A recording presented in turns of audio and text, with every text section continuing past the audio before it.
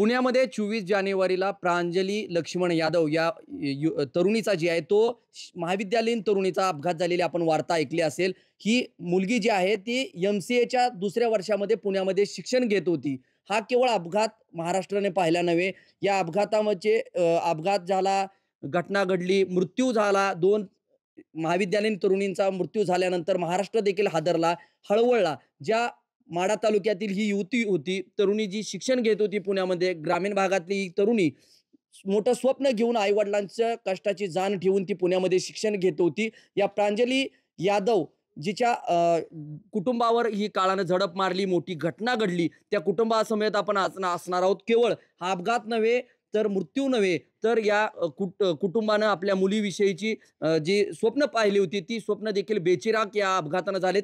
नेमके ह्या अपघाताची घटना काय होती? या कुटुंबासमेत टीव्ही 9 आज संवाद साधतंय. ज्या वेळेस घटना घडली, त्यावेळेस तू कुठं होतास? तू देखील बहिणीबरोबर पुण्यामध्ये शिक्षण घेतोय. कशी घटना घडली होती आणि त्यावेळेस परिस्थिती काय होती? मला काहीच माहीत नव्हतं. मी होतो कॉलेजमध्ये. मला पहिल्यांदा तर मामाचे 3 फोन येऊन गेले. नंतरनं माझे क्लास सुरू होते त्याच्यामुळं मला उचलता आला नाही. पण मी कसातरी पप्पांचा फोन उचलला. नंतरनं मग मला समजलं, की म्हणजे पोलिसांचा कॉल येऊन गेला आणि पोलिसांनी पहिल्यांदा नीट लोकेशन सांगितली नव्हती. आणि जेव्हा मी तिथं गेलो म्हणजे मला समजलं, की असा-असा ॲक्सिडेंट झाला आहे म्हणून. मला कन्फर्म काही माहीत नव्हतं कारण की आत्ता तुम्हाला पण माहिती आहे फेक कॉल खूप चालू आहेत. सो त्याच्यामुळं माझा काही विश्वास नव्हता. तरी पण मी निघालो कॉलेजमधून कसातरी आणि कॉलेजमधून निघाल्यावर त्या रोडच्या म्हणजे हिंजवाडीच्या रोडच्या दिशेने गेलो मी. तर हिंजवाडी रोडच्या दिशेने गेल्यावर मग माझ्यापासून एक 5 किलोमीटर अंतरावर ते रोडच्या मध्येच झालेलं होतं. तिथं गेल्यावर पण मला समजलं नाही. इकडं-तिकडं खूप गर्दी होती. खूप म्हणजे 2-3 क्रेन होत्या. परत तो मिक्सर पलटलेला होता. त्याच्यावर मी गेलो. मी जवळ-जवळ 200-300 मीटरवर गाडी लावली. तिथनं मी पळत गेलो तिथपर्यंत. तिथं गेल्यावर मला समजलं, की ते असं-असं झालंय म्हणून. म्हणजे गाडी तर गाडीचा पूर्ण सुरात झाला पण जे काय झालं ते सगळं माझ्या डोळ्यांनी बघितलं. जेव्हा मी तिथं पोहोचलो तेव्हा तो मिक्सर वर उचललेला होता आणि त्याच्या खाली त्या दोघी होत्या. काहीच समजत नव्हतं. त्या दोघींच्या फक्त काहीच म्हणजे काहीच ओळखू येत नव्हत्या त्या दोघी. नंतरनं मग मी मला काहीच समजलं नाही. नंतरनं मला मग तिथून पोलिसांच्या गाडीत बसवलं. तिथून मग पोलिस स्टेशनला गेलो. एक 5 मिनिट थांबले तिथं आणि तिथून मला ॲम्ब्युलन्समध्ये बसवलं आणि मी तिथून औंधच्या रुग्णालयात, सरकारी रुग्णालयात गेलो. हं. पण एकंदरीत एक भाऊ म्हणून तिथं ही परिस्थिती पाहिली आहे. आपली बहीण, ज्या बहिणीचं स्वप्न होतं कुटुंबाचं आणि आई-वडिलांनी देखील कष्ट करून मोठ्या कष्टानं IIT असेल, एम-सी-ए असेल, ही शिक्षण घेत होती मुलगी. मोठे परदेशात जाऊन देखील तिला कुठेतरी स्वप्न होतं आई-वडिलाचं नाव रोशन करण्याचं. एक भाऊ म्हणून काय वेदना होत्या त्यावेळेस? मला ज्या मला तिथं जाऊन मला अजूनही विश्वास बसत नाहीये, की ह्या गोष्टी घडल्यात म्हणून माझ्या घरात. अं, मी जे तिथं जाऊन दृश्य बघितलं, जे मी का तिची अवस्था बघितली, त्याच्यामुळं माझं पूर्ण संवेदनशील म्हणा, काय म्हणा, मनातल्या काय म्हणतात इमोशन्स म्हणा, काही नाही मला त्या दिवशी खूप काय झालं, पण त्यानंतर मी नाही शब्दात बोलू शकत, की मला काय वाटतंय ते ॲज भाऊ आणि ॲज अ समथिंग. म्हणजे पूर्णपणे हा प्रसंग बघितल्यामुळे मन ह्यालावून गेलं पूर्ण. जर काहीच समजत नाही मला. मग तर हे मन हेलावून गेल्याची परिस्थिती आहे. आपण जर पाहिलं तर प्रांजलीचे वडील देखील आपल्या समवेत आहेत. नेमकं कसे स्वप्न बाळगली होती? कशी घटना कळली नेमकी ही? प्रचंड मोठा आघात आहे हा. आम्हाला कळालं पुढे या. फोनवरतीच कळालं. हं. पण आमचे स्वप्न खूप होते. आम्ही आमच्या मुलीला खूप कष्टातून तिथं पाठवलेलं होतं. आणि ह्याचं माझ्या मुलीचं आज जे झालं त्याला जे जबाबदार आहेत, त्या व्यक्तींना कठोर कारवाई व्हावी. त्यांची काही चूक नसताना त्यांना त्यांची स्वप्न भांगली, त्यांना जीवाशी जावं लागलं आणि अक्षरशः आम्हाला मुलीचं अंतिम दर्शन सुद्धा झालं नाही. त्यासाठी सर्व तिथले जे जबाबदार आहेत, ते आज 4 ते 8 पर्यंत बॅन असताना हिंजवडीमध्ये एवढा ओव्हरलोड कसा आला आतमध्ये? त्या गोष्टीला बी कुठेतरी तिथलं प्रशासन जबाबदार आहे. आर-टी-ओ जबाबदार आहे. अथवा तो मालक त्याने अशी एवढी पेताड माणसं का ठेवली होती? तो पिऊन चालवत होता. ह्याला जबाबदार कोण आहेत? अथवा प्रशासन तिथं खडी पडली होती रोडवरती. ह्याला जबाबदार सगळ्याच गोष्टी आहेत ना. ह्याला मला न्याय पाहिजे कुठेतरी. माझ्या मुलीचं आज अशी कंडिशन झाली. आम्ही खूप स्वप्न पाहिली होती. खूप गरिबीतून मुलीला पाठवलेलं होतं. ही नेमकी अपघाताची घटना कुठून समजली तुम्हाला आणि ती खरी वाटली का? माझ्या मेव्हण्याचा मला फोन आला. ती गाडी ती माझ्या मेव्हण्याच्या मिसेसच्या नावावर होती. त्यामुळं पोलिसांनी ट्रॅक केला तो नंबर हं, आणि तिथून कळालं. पण प्राथमिक माहिती होती, की बाबा आम्ही वाटलं, की आम्हाला थोडंफार लागलं असेल कुठेतरी हं. ॲक्सिडेंट झाल्यानंतर. पण ज्यावेळेस या बातम्या कळल्या, सगळ्या ऑल महाराष्ट्र झाल्या, आमचा विश्वास नाही बसला. आमची मुलगी खूप देवान होती, खूप हुशार होती. आजपर्यंत तिनं कधीही कुठल्या 1 वर्ष टॉपरमध्ये राहिली होती. तिची स्वप्न खूप मोठी होती. आमच्या सगळ्यात घरात एकदम खूप हुशार व्यक्तिमत्व होतं. सगळ्यांना समजून घेणारी होती. एक शालेयपणापासूनच तिच्या अंगामध्ये ही गुणवत्ता होती? हो, खूप लहानपणापासूनच हुशार होती ती. हं. कधी पहिल्यापासून ती टॉपर राहिलेली आहे. तिची स्वप्न होती. तिने या भावाला बी पुण्यात आणलं. तिला भावाच्या बाबतीत स्वप्न होती. त्याचं इंजिनिअरिंग पूर्ण व्हावं. सर्व गोष्टी व्हाव्या. तिचं एवढंच वर्ष राहिलं होतं. लास्ट इयर होतं तिचं आता. आता करिअर कुठेतरी तिचं चालू व्हायला लागलं होतं. पण ह्या गोष्टी आम्ही माझी मुलगी गमावली. आज उद्या कुणाचं तरी दुसऱ्याचे बाळ गमावू नये. ह्या गोष्टीनं कुठेतरी प्रशासनानं त्या सगळ्यांनी तिथं विचार केला पाहिजे.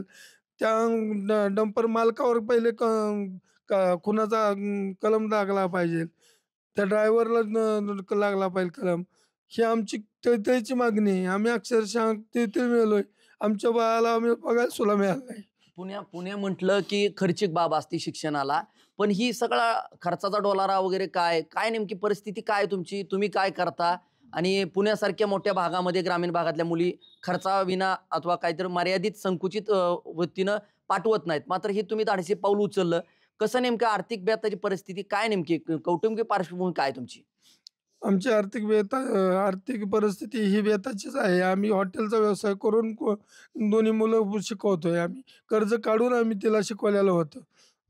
पहिले ती MITला होती. तिथं BCA कंप्लीट केलं तिचं. ते पण कर्ज काढून केलं. परत आता तिनं बालाजी युनिव्हर्सिटीला MCAला ॲडमिशन घेतलं होतं. तिचं फर्स्ट इयर होऊन लास्ट इयर होतं आता राहिलं होतं, चालू होतं. हे पण मी कर्ज काढूनच केलेलं होतं.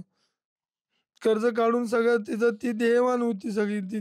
त्यामुळं तिला माहिती होतं आपल्या पप्पा-मम्मीचं कसं कंडिशन आहे. त्या दृष्टीने ती वाटचाल चालू होती तिची. कुठं सगळं मनाशी बाळगलेली स्वप्न राख रांगोळी झाले. केवढं मुलगी गमावलेली नाही, तर स्वप्नाचे देखील धूळदान झाले. कसं आहे वडील म्हणून?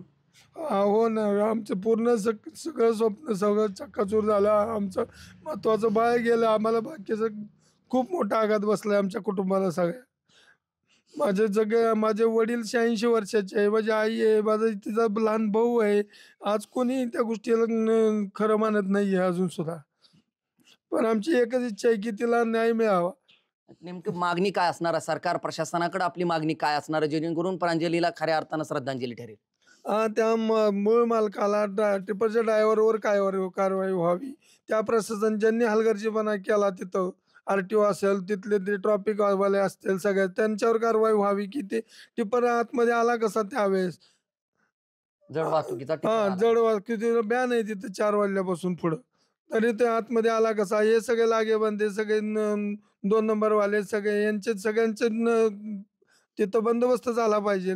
अथवा त्या माझ्या मुलीला न्याय मिळाला पाहिजे, की त्यांना कठोरात कठोर शिक्षा व्हावी. नाहीतर नाही झाली तर आम्ही तिथं जाऊन आमरण उपोषण करणार आहे. त्या स्थळावर जाऊन. आम्ही आत्मदानाचा इशारा देणार आहे सरळ-सरळ. एक अखेरच्या वेळेस काय ज्यावेळेस अपघात झाला, त्याच्या अगोदर काय मुलीचा संपर्क झाला होता? फोन वगैरे आला होता तुम्हाला? नाही मुलगीच होती इथं 3 दिवस फक्त करून गेली होती ती. बरं. कधी आली होती इथं? 3 दिवस अगोदर होती इथं. लग्न म्हणजे होतं घरात. 21 त्यामुळं तारखेला. हां, 21 तारखेला ती इथंच होती. बरं. गेल्यानंतर 1 दिवस तिथं राहिली आणि तिसऱ्या दिवशीच आलं हे. हं, त्यामुळं आणि दररोज डेली संपर्क असायचा सकाळ संध्याकाळ हं. मुलीचा. आपल्या समवेत आई देखील आहेत, ज्या आईनं घडवलं आणि आपण जर पाहिलं तर प्रचंड म्हणजे एक आई म्हणून भावना जी आहेत, ते आज आम्हाला देखील वेदना होत आहेत, की केवळ बातमी नव्हे, तर समाज व्यवस्था आपली किती कठोर आहे. नेमकी ही जड वाहतुकीचा टिपर शहरामध्ये आला कसा? ही बेचिराग स्वप्न झालेत. केवळ मुलगी नव्हे, तर पूर्णपणे हे कुटुंब जे आहे ते मोठा आघात या कुटुंबावर पडलं. ताई काय सांगाल, एक मुलगी गमावल्याचं नक्कीच वेदना आहेत भरपूर, पण शेवटचा फोन काय झाला होता मुलीचा, काय बोलली होती त्यावेळेस आदल्या दिवशी? आदल्या दिवशी रोज डेली फोन करायची, "मम्मी तू काय करते? काम करते? कशी निवांत बस." तिचा रोजचा डेलीचा तोच शब्द असतो, "मम्मी जास्त पळू नको, कष्ट करू नकोस तू. मी कमवायला लागले ना, मी तुझे सगळे कष्ट बंद कर." शेवटच्या वर्षाला होती तिचं. आता इथून पुढे सगळं स्वप्न समोर येणार होतं, तिचं सगळं स्वप्न. "मम्मी मी मास्टर झालं की मी तुला पाहिजे तेवढं कमवून देऊ शकते." अशी तिची पूर्ण इच्छा होती. खूप जिद्दी होती आणि रुपयातनं मी सगळं हे करून तिला तिथपर्यंत पोहोचवली होती. ती तिच्या भावाला पण इथनं घेऊन गेली होती. "मम्मी नाही, त्याला इथं खेड्यात नाही ठेवायचं. मला पुण्यामध्ये त्याला मोठ्या हुद्द्यावर पोहोचवायचं." त्या दिवशी जाताना ती तेच बोलून गेली, "मम्मी थांब, थोडे दिवस थांब. त्याला बघ मी कुठं नेऊन पोहोचवते." आज तीच कुठं गेली निघून. कुठतर मुलीतनं देखील स्वप्न पाळलं होतं, परदेशात जाऊन मोठं पॅकेज देखील घेईन. खूप तिचं स्वप्न होतं, "mummy me out of India जाणार आहे. दादाला पण घेऊन जाणार आहे." तू म्हणते, "नाही तर नाही, इथं नाही मी त्याला ठेवणार." तिची खूप आणि स्वतःची इच्छा होती, माझं स्वतःचं घर असावं, माझं स्वतःची गाडी असावी. मी कोणाच्या ह्याच्यावर कसलीच पेलवून राहणार नाही, असं तिचं पूर्ण इच्छाशक्ती इतकी तिची मजबूत होती ना, कधी तिला असं वाटलं नाही की तिला खूप म्हणजे आई-वडिलांनी कष्ट केलेले तिला अजिबात आवडत नव्हते. "नको मम्मी तू अशा परिस्थितीत का काम करते, कशाला करते?" अगदी गटाची छोटीशी मोठी कामं करून मी तिला तिथपर्यंत पोहोचवली होती. कर्ज इथलं कर्ज घे, तिथलं कर्ज घे, सगळं कर्ज करून मी तिला तिथपर्यंत पोहोचवली होती. की जा मम्मी फक्त 1 वर्ष थांब मम्मी, मग मी तुला सगळे सगळं सगळं तुझं कर्ज फेडते, सगळं तुझं कर्ज फेडते. आता माझी पोरगी कर्ज द्यावं पण लेकरूच नाहीये माझं आता. माझं पिल्लू दिसत नाहीये मला. आपण जर पाहिलं असेल तर प्रचंड वेदना आहेत तेवढ्याच आघात मोठा झालाय. आणि काय नेमकं कुठल्या लोकप्रतिनिधींनी वगैरे भेट घेतली, काय आले होते का कोणी? हो, आले होते. आमच्या इथले आमदारांचे चालू आमदारांचे विद्यमान आमदारांचे भाऊ आले होते. त्यांनी दिलाय शब्द की आम्ही तिथं बोलू, तिथं पुढं तुमचे जे काय आहे तेव्हा ते दुःखात सामील आहे आणि आम्ही पुढं बोलू. आणि आमचे पालकमंत्री आहेत त्यांचाही मला फोन आला होता, गोरे. त्यांनी पण शब्द दिलाय की आम्ही पुढं तुम्हाला न्याय देऊ.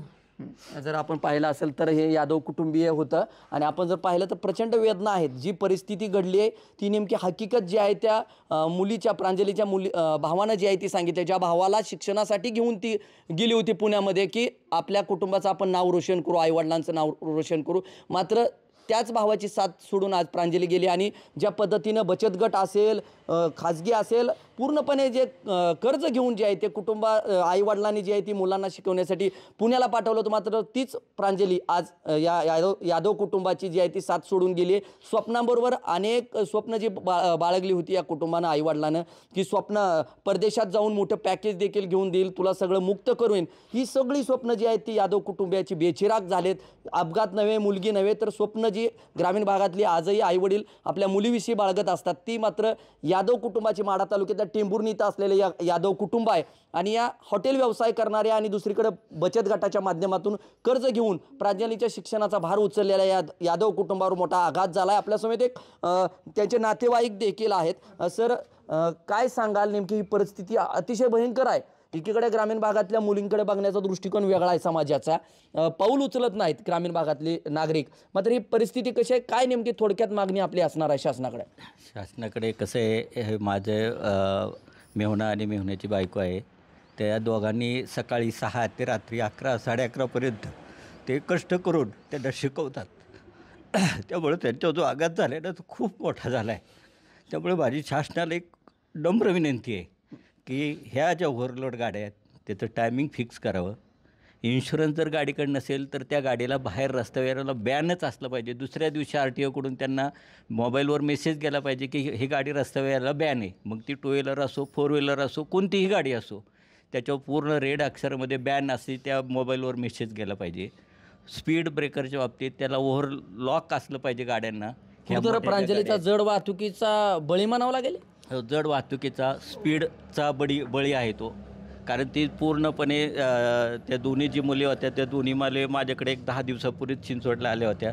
दोन्ही मुलींशी मी संवाद साधला होता. दोन्ही मुलींच्या खूप मोठ्या अपेक्षा, खूप मोठी स्वप्न होती आणि त्या दोन्ही मुलींची स्वप्न सगळी भंगलेली आहेत आणि त्यांच्या कुटुंबावर तर इतका मोठा आघात झाला की मी पण ती सहन करण्याच्या पलीकडे तो आघात आहे. तुम्ही प्रॉपर पुण्याचेच, तुम्हाला पहिल्यांदा घटनेची माहिती मिळाली का? मला घटनेची माहिती मी त्यावेळेस हडपसरला होतो. मला माझ्या मेहुण्यांचा फोन आला की असा असा अपघात झाल्याचं कळतं आहे, तर तुम्ही पटकन त्या जात हिंजवडीला. तर माझा मुलगा चिंचोडलाच होता, त्याला पण फोन आला. तो हिंजवडीला गेला, त्याला ट्रॅफिकमधून काय लवकर जाताच आहे ना, इतकं ट्रॅफिक हिंजवडीमध्ये. त्यामुळे त्याला औंध रुग्णालयात पोहोचायला सुद्धा थोडा वेळ झाला. मलासुद्धा इतकं ट्रॅफिक हडपसरपासून औंधपर्यंत मलासुद्धा 6 वाजले तिथे पोहोचायला. इतकं आणि तिथं गेल्यानंतर तर असं दृश्य होतं की त्या ॲम्ब्युलन्समध्ये 2 मृतदेह ठेवलेले होते गुंडाळून, की ते समजण्याच्या पलीकडचे होते. तो ड्रायव्हरचा ड्रिंक घेऊन आलेला होता, त्याच्या तोंडाचा वास होता, खूप येत होता आणि हॉस्पिटलच्या लोकांनी मात्र व्यवस्थित सहकार्य केलं. त्याच्यानंतर मग पोलीस आले. पोलिसांनी ते काही पंचनामा वगैरे केला. आमच्या ह्याला सांगितलं, पार्थला, की तू जाऊन जे काय आहे ती पोलीस केस कर. फक्त शासनाला एवढीच विनंती आहे की इथून पुढे असे अपघात होऊ नये, कारण हे डंपर ह्या सारखे अपघात होतात त्या परिसरामध्ये. त्यामुळे लोकांनीसुद्धा त्याची तेवढी काळजी घेतली पाहिजे. मेन ट्रॅफिकवाल्यांनी याचं कंट्रोल व्यवस्थित केलं पाहिजे. रस्तासुद्धा तिथं खडी पडलेली होती, असं ते आहे तिथे. तर ते थोडं शासनाने गाड्यांनाच पूर्ण म्हणजे असे बॅन, म्हणजे RTOनंच लक्ष दिलं पाहिजे की ह्या गाड्या बाहेर आल्याच नाही पाहिजे जर इन्शुरन्स नसेल तर. कारण ऑनलाईन त्याच्यावर दिसत नाही असं दिसतंय. असेलही कदाचित त्यांच्याकडे, ती काय आम्हाला माहिती नाही. पण कुठंतरी शासनाने या गाड्यावर कंट्रोल केलं पाहिजे, स्पीडवर कंट्रोल केलं पाहिजे, ओव्हरलोडवर कंट्रोल केलं पाहिजे. आणि ड्रायव्हरचं मेन म्हणजे जिथं जर त्यांनी मिक्सर भरला आहे तिथे तर त्यांना माहिती आहे की ह्यांनी ड्रिंक घेतलेले आहे, कारण त्यांनी पूर्ण ड्रिंक घेतलेले होते. हॉस्पिटलमध्ये आम्ही पाहिलं, त्यांनी ड्रिंक घेतलेली होती, वास येत होता पूर्ण. कुठं तर ड्रिंक अँड ड्राईव्हचे कायदे आता कुठं कायदे म्हणजे कायदळी आहे, कायद्यांची पायदळी, सगळ्याच नियमाची पायदळी तुडवली गेली आहे तिथं. कुठलाच नियमाचं स्पीडचं कंट्रोल नाही, सगळेच नियम पायदळी तुडवले गेले. डोळ्या देखत ज्यावेळेस मामा बघतोय की आपली भाची दगावली, डोळ्या देखत काय भावना होत्या त्यावेळेस? ती दगावली, त्या भावना तर खूप मोठ्या होत्या त्यावेळेस. अक्षरशः सगळ्या म्हणजे चिंचवडच्या फायर ब्रिगेड लोकांनी, पोलिसांनी ते उचललं. त्यावेळेस त्यांनी अक्षरशः ते म्हणजे खोऱ्यांनी असं गोळा करावं लागलं, एवढी त्या मृतदेहाची छिन्नविच्छिन्न अवस्था झाली होती. याच्या इतकं दुर्दैव काय, म्हणजे किती मोठी महाभयंकर घटना घडली आहे. त्याचं कुठेतरी शासनानं गांभीर्यानं दखल घेतली पाहिजे ना, की यापुढे अजून कोणाची बळी जाऊ नयेत, ह्याची कुठेतरी शासनाने दखल घेतली पाहिजे. तर हे यादव कुटुंबीय होतं, ज्या पद्धतीनं वेगवेगळ्या पद्धतीच्या वेदना आहेत, यातना आहेत आणि या पद्धतीचा दुसऱ्यांना होऊ नये, बळी जाऊ नयेत, त्यासाठी शासनानं असेल, प्रशासनानं, पोलीस प्रशासनानं ज्या पद्धतीनं जड वाहतुकीवर निर्बंध असताना त्यावेळेस ती जड वाहतुकीचा टिपर तिथं आलाच कसा याची देखील सखोल जी आहे ती काटेकोरपणे चौकशी केली पाहिजे. अन्यथा येत्या आठवड्याभरामध्ये जे आहे ते यादव कुटुंबीय जे आहे ते SP कार्यालयासमोर पुण्यामध्ये आपल्याला आंदोलन करण्याच्या पवित्र्यात दिसणार आहे. त्या तत्पूर्वी लोकप्रतिनिधी असेल अथवा प्रशासनानं याची गांभीर्यानं दखल घेणं तितकंच गरजेचं आहे. माझे सहकारी कॅमेरा पर्सन प्रमोद राऊतसह मी संदीप शिंदे, TV9 मराठी, टेंभुर्णी, सोलापूर.